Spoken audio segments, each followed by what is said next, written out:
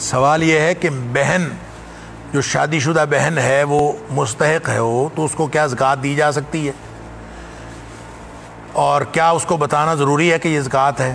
دیکھیں، جو مستحق ہے رشتہ دار، اور جتنا زیادہ قریبی رشتہ دار ہے اس کو زکوٰۃ دینا نہ صرف جائز ہے بلکہ افضل ہے، سوائے اس کے کہ وہ رشتہ دار ہو کہ جس کا نان و نفقہ آپ کے ذمے ہو۔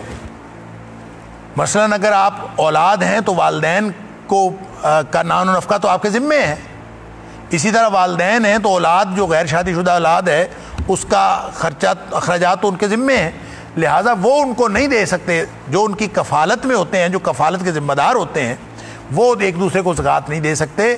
البتہ جو کفالت سے باہر ہیں قریبی رشتہ دار، ان کو زکوٰۃ دینا افضل ہے۔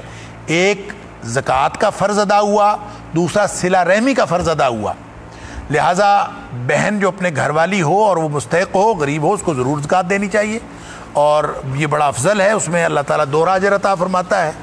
اور رہ گئی یہ بات کہ اس کو بتانا کہ یہ زکوٰۃ ہے، قطعاً ضروری نہیں ہے۔ یہ بعض لوگوں نے کہا ہے کہ بتا کے دینی چاہیے کہ زکوٰۃ ہے، ایسا کچھ کوئی ضروری نہیں ہے، آپ بغیر بتائے بھی دے دیں گے تو انشاءاللہ زکوٰۃ ادا ہو جائے گی۔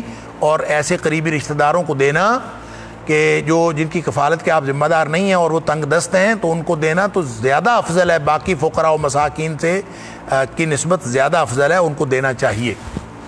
واللہ اعلم۔